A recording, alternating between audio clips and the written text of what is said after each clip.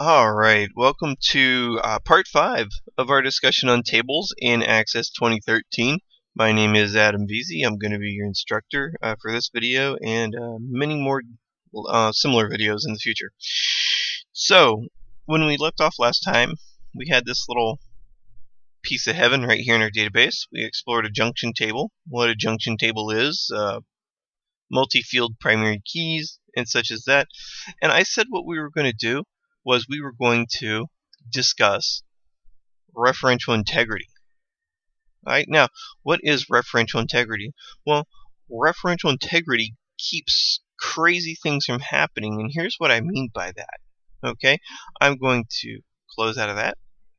I'm going to open up my employees table here. Okay, and I'm going to make a third guy called, here we go, test employee. Alright, and then I'm going to open up my employees and projects, and I'm going to make the test employee part of 2 and part of project 3. Alright, now again, I have to do this manually because we're talking about like raw tables and stuff like that. I don't have to do anything in the projects. In fact, yeah, I will add a project here called number 4. Here we go. Crap, I can't do that because it's an auto number. Sorry about that. What are we going to call it? Project. Here, we'll just call it Project X. There we go. Okay, and employee 3 is the only one involved in Project 4.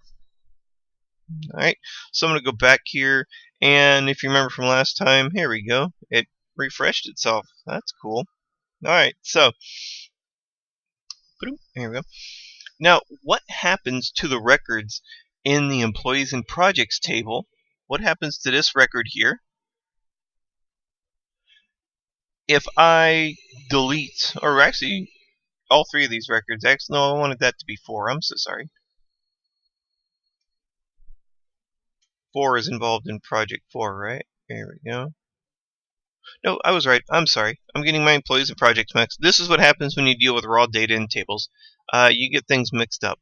So, yes, I am correct. I have 3 employees and 4 projects. It's hard to keep straight in your head. Alright, so I'm good to go. Now, back to my original question is, what happens if I delete employee number 3? What happens to the records in the employees and projects table? Right? More importantly, what happens to these 3 records here? Okay, so let me do this. I have my database backed up at another location. Not that it's that big of a database or holds any critical information, but I'm going to use this to demo a few other things I think in this course. So I'm just going to save a copy of it so I don't have to redo it.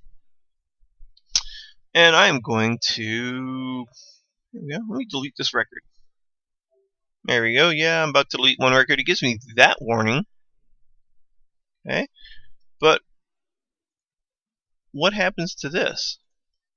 Click refresh all. Those records are still there for employee ID 3. See, now we have what is referred to as orphaned records. Okay? Orphaned records, because there is no employee ID 3 anymore. He's not in the system anymore. So I have effectively kind of broken my database here, not to the point where it won't work, but to the point where there's just like junk information in there. And we don't ever want to do this. And this is where referential integrity comes in, because I'm going to close out of this database, and let me go to my documents folder, and I'm going to wipe this one out. I'm going to straight up delete that guy. Here we go. And I'm going to open up the backup folder that I had it in, and I'm going to copy this.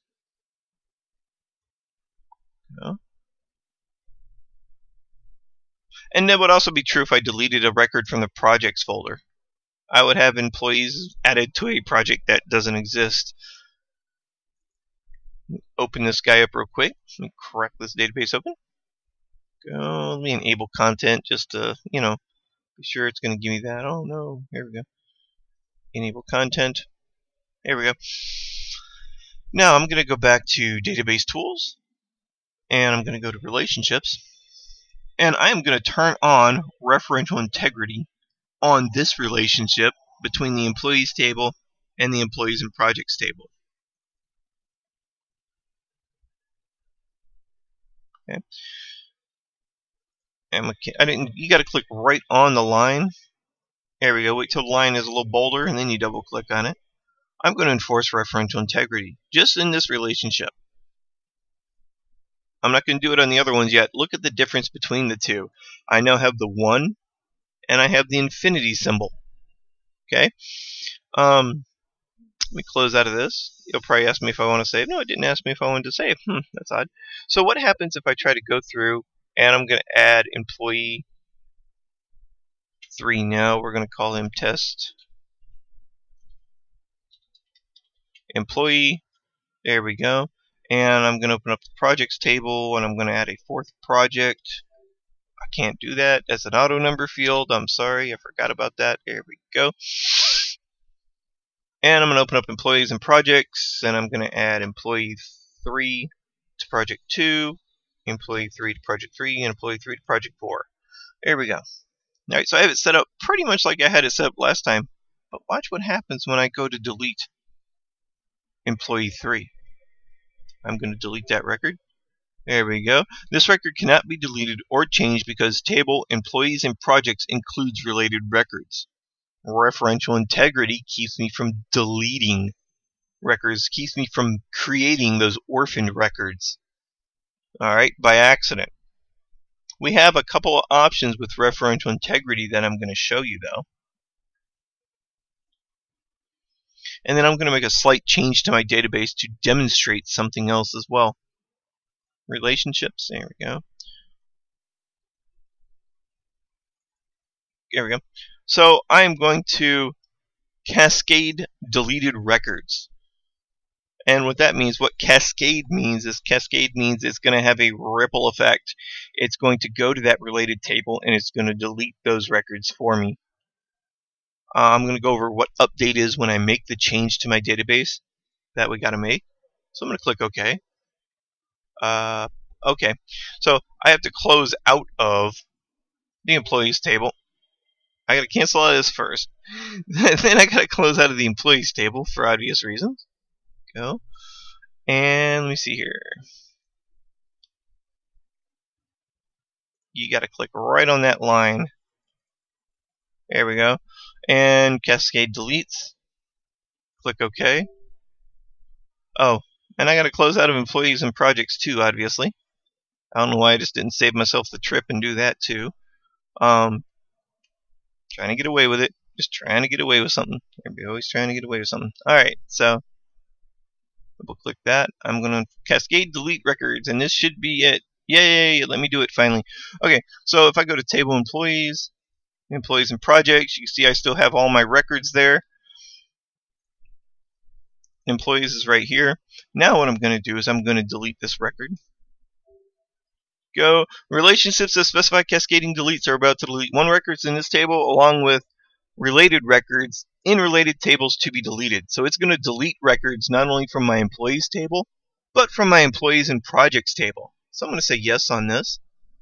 And if I go back to my employees and projects table, you see how it says deleted there? Well, I'm going to click refresh all. There we go. And they're gone. So it cascades those deletes. Alright, cascade means it goes downhill pretty much. So I'm going to make one change to my database is what I'm going to do. I am not going to make this an auto number field anymore. Go to design just to demonstrate what a cascade update does. I'm going to try not to make this. I don't know if it's going to let me or not. You can't change the field as part of one or more relationships. Okay, no problem. So I'm going to go through. I'm going to delete that relationship. I can always add it back. Oh, I gotta close out of what it has open now. Alright, close out of that. Make a short pit stop here, see if I can delete that. Of course not. Well, you never know till you try, right? Yes, I'm sure I want to save. Go. Now what I'm going to do is I'm going to delete that. Yes, I'm sure. I'm going to open up my employees table. I'm going to go into design view, and I'm going to change this just to a number. Alright, changing it to a number won't affect anything short term in my database, plus I got a backup of it. So what this is going to allow me to do is this is going to allow me to edit information in the primary key field. Remember, I couldn't edit information before because it's an auto number field. So I'm going to go back, I'm going to add this here. I'm going to enforce referential integrity, updates, and deletes.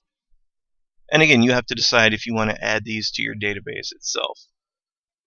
Now what I'm going to do is, let me open up my employees table, let me open up my employees projects table, employees.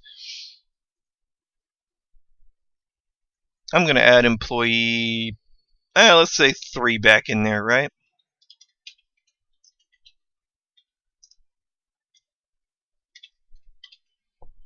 Employee, there we go. Let me write that to my database. Click on this, and I'm going to add those records back in there. 3, 2, 3, 3, 3, 4. There we go. All right. Now, if I change his ID, and that's the reason why I did this, and we really don't want to change information in primary field keys too much, but let's just say we change his to 632. Go. What's going to happen once that information is written, because I enabled Cascade updates, is it automatically updated the fields in the employees and projects table. So it keeps everything right and tight in my database. Okay. If I go through and delete this guy,